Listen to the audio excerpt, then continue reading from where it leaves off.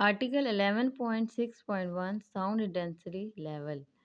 It is the quantity which describe about sound level produced by an sound source and compare with standard fixed values. It has no unit. When we compare intensities of such two sound waves which have same frequencies, we take the ratio of power of the sound wave.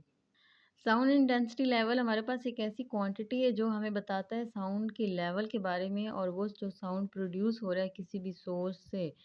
पर हम उसको find कैसे करते हैं या describe कैसे करते हैं, हम उसको कम उसकी एक फिक्स वैल्यूज़ होती हैं, उनके अंदर या रेंज होती है, उसके अंदर अगर ये साउंड प्रोड्यूस हो रहा है तो इसका मतलब हम कह सकते हैं कि ये इस चीज़ का साउंड है।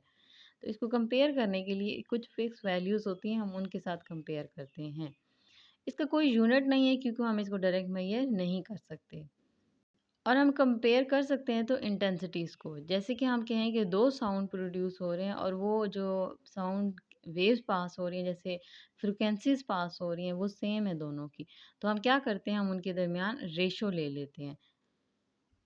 Let's consider there are two intensities of sound waves I and I not and their loudness as L and L not respectively.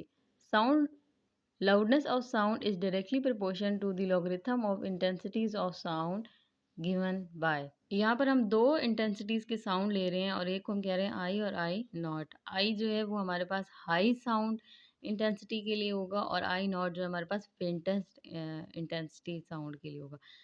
Faintest कहते हैं जो सबसे आहिस्ता आवाज़ होती है उसके लिए, और हाई जो सबसे ऊंची आवाज़ होगी उसको कह रहे हैं। तो हमारे पास हाई के लिए आई और आई नॉट जो है वो फेंटेस्ट के लिए। इसी तरह उनकी लाउडनेस भी हम कंपेयर कर लेते हैं, एक एल और एक एल नॉट हो जाएगी।